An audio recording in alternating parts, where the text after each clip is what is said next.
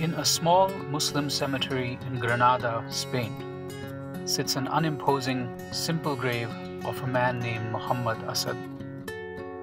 It states that he lived between 1900 and 1992, and it has inscribed upon it some verses of the Quran. On its basis alone, nothing more can be deduced about the life of the person buried on the site, though the grave is often visited by tourists to the city. The same name appears in a square in the 22nd district of Vienna, which honored this individual in a UN ceremony of 2008 devoted to celebrating multiculturalism. Then, in 2013, a Pakistani stamp in the value of ₹15 bore an image of the same man. Who was Muhammad Asad, and what is the reason for this growing interest ranging from Pakistan to Germany in this person? Muhammad Asad was born in 1900 as Leopold Weiss in a Jewish family of Galicia, then part of the Austro-Hungarian Empire. He hailed from a traditional family of rabbis on his father's side, and though in his father's generation a break from the older family occupation with religious scholarship had waned, Leopold had gotten sufficient training in his religion so as to be able to read and speak Hebrew fairly well by the time he was 13. Leopold's maternal grandfather was a well-known and wealthy local banker, and this fact, along with his father's profession as a barrister, afforded him a rather comfortable life in his youth. In his teenage years, he voluntarily joined the Austrian army, only later to be recovered by his father, who disapproved of this choice and brought him home.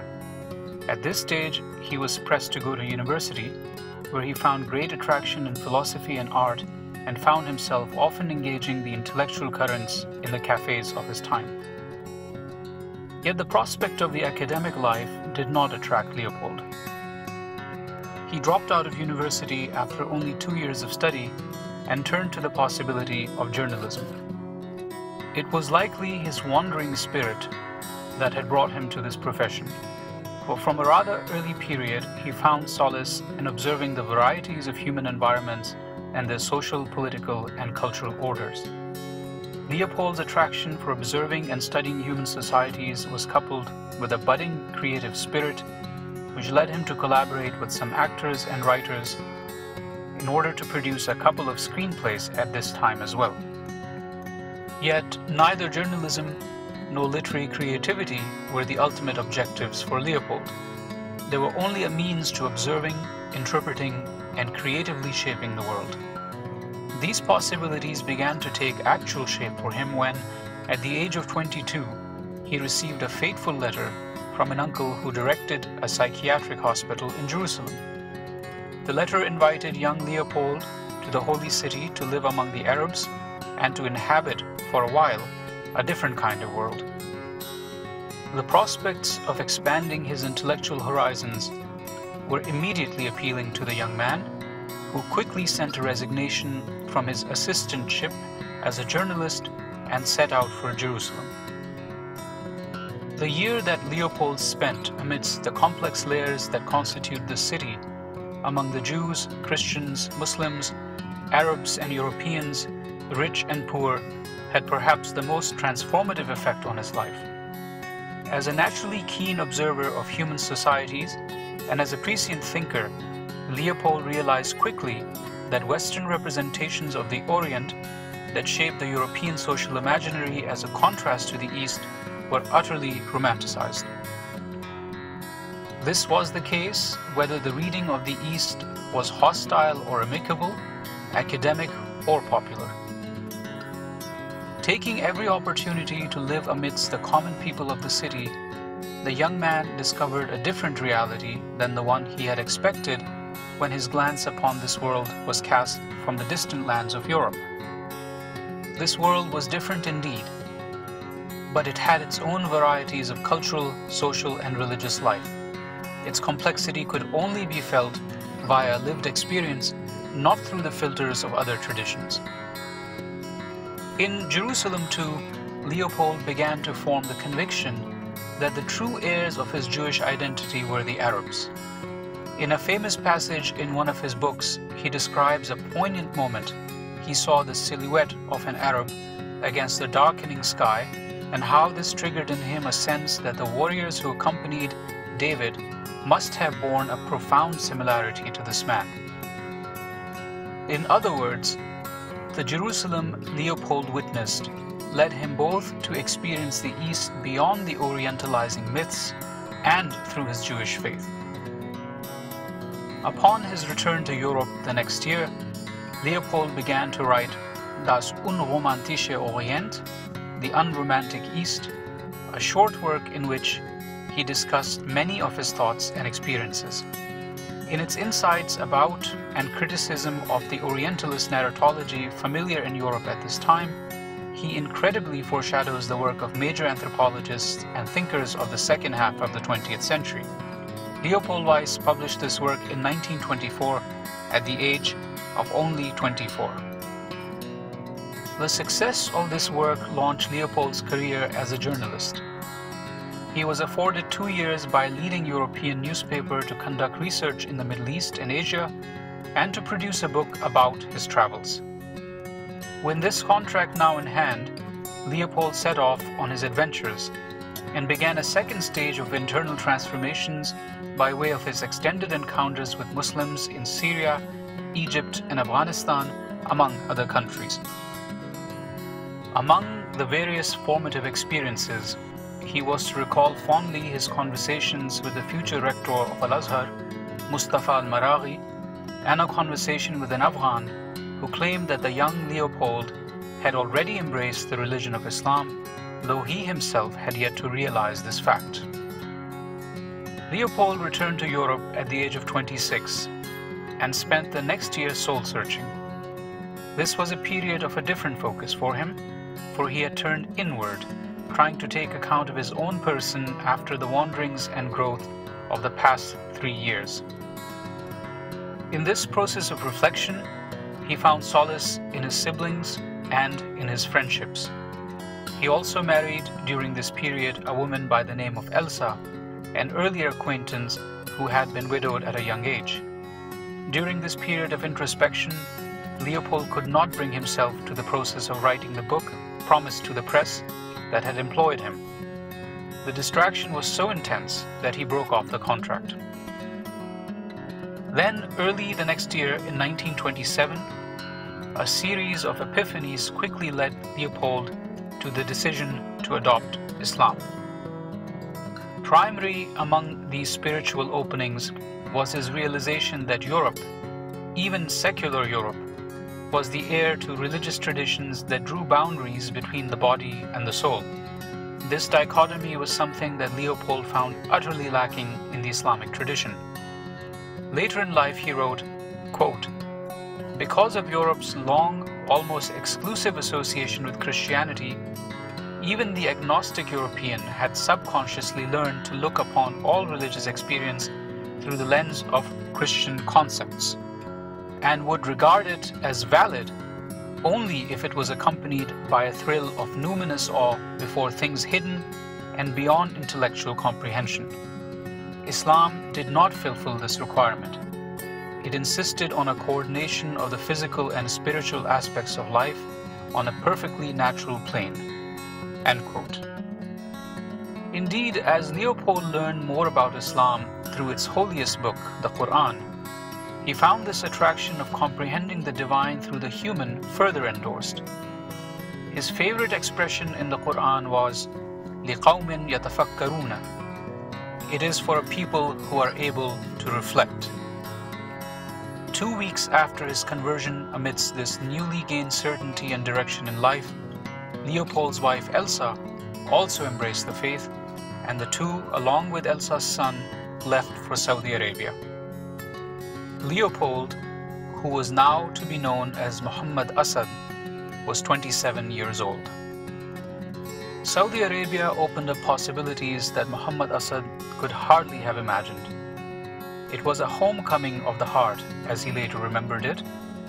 The very year of his arrival, Asad met Prince Faisal of Saudi Arabia in a library, and in virtue of a recommendation by him, he was introduced to King Abdul Aziz ibn Saud, Much impressed by this new convert to Islam, the king had a number of conversations with him, so that eventually Asad became his close advisor and confidant for the next few years. During the next 5 years in the Middle East, Asad acquired Arabic, studied early Islamic history, and traveled the length and breadth of the peninsula. He was also welcomed into the Shammar tribe from Al-Ha'il when he married a daughter of theirs. At the same time, Asad served the king by going on missions to Libya to report on the guerrillas under the command of Omar al-Mukhtar. He also went to Kuwait on a diplomatic mission on behalf of the kingdom. As a correspondent for some European newspapers, he continued to report on developments in the Middle East. In 1932, the same year a son was born to him, Asad left Saudi Arabia and arrived in India, where he was soon to befriend the poet-philosopher Muhammad Iqbal. Conversations with Iqbal convinced Asad to stay on in India and to participate in the Pakistan movement and to contribute to Iqbal's project of the reconstruction of religious thought in Islam. Thus, in 1934, Muhammad Asad published his celebrated book, Islam at the Crossroads, which boldly addresses the issue of Muslim revival. The next few years of Muhammad Asad's life were dark. The outbreak of the Second World War led to his imprisonment by the British. During these years, he worked feverishly on a translation and commentary of the canonical hadith collection of Imam al-Bukhari, much of which was unfortunately lost in the disturbances of 1947. After the founding of Pakistan in this same year, Muhammad Asad was invited to join the Department of Religious Reconstruction and later the Foreign Service as Pakistan's representative to the United Nations. This was a post he held until he resigned in 1955. In this same year, he published his autobiography, a moving and eloquent account of his turn to Islam called The Road to Mecca. In later years, he would go on to publish two more important works: his magnum opus, a translation of the Quran called The Message of the Quran, and an important reflection on the relation of Islam to government called The Principles of State and Government in Islam. Muhammad Asad was a truly gifted intellectual. His first book, The Unromantic Orient, which he wrote at the age of 23, is partly a protest against the overwhelming and blinding tendency of earlier Orientalist scholarship on the Middle East that tends to dissociate it from the possibility of an organic and lived modern reality. Muhammad Asad had noticed in his first visit to the Middle East that, far from the idealized world of magic and mysteries, of irrationality and passions that Western literature of his time often made out to be, the Orient, and especially the Arabs, had simply escaped the malaise of a hard-pressing materialism that had begun to engulf the West. He writes of the Arabs, "You are timeless. You jumped out of the course of world history. You are the contemporary ones until you will be invested by will, and then you will become bearers of the future." These sentiments, said not of Muslims or Islam, but of a culture that was invested with the religious ethos, ring much like Iqbal's hopes for Muslims. Ut ke khurshid ka saman-e safar taza karein. Awake, let us revive the new day. This very early work of Muhammad Asad may well be considered to be the first intervention against the earlier orientalizing tendencies of the Western imagination, foreshadowing his embrace of Islam and of his lifelong quest to revive it. These observations of a young Muhammad Asad of 23 take on mature shape in his book Islam at the Crossroads. Perceptive and prophetic in its analysis, this book of 1934 views Islam as the third force between communism and capitalism, the two major world ideologies. Muhammad Asad published an important translation of the Quran in 1980. It departs in significant ways from the mainstream translations and interpretations. Asad interpreted the events of Isa speaking from the cradle of the test of Ibrahim by the fire, and other similar miracles allegorically. Muhammad Asad has been called by some Europe's gift to Islam. Perhaps no other convert to Islam in the modern age so quickly embodied and contributed to the discourses on Islam, whether it be political, social, or cultural, than him. His journey to Islam and within Islam was also quite remarkable and unique. Born in a Jewish family with traditional scholarly roots and trained in Hebrew and the rabbinic tradition, Muhammad Asad saw something of a Jewish inheritance in Arabs and in Islam. His knowledge of this other Abrahamic religion and of the sister monotheism of Christianity made him an informed and sophisticated recipient of Islam. And his exposure to the breadth and range of the tradition in various places, among diverse peoples, in the wide and entire span of the critical 20th century, with its swiftly transforming political scenes, all of this and more gave Muhammad Asad an understanding of Islam in the modern age that few could possibly boast. He died in 1992 in Granada and was survived by Paula Hamida, his wife of several decades, and by his son Dalal Asad, a professor of anthropology in the United States.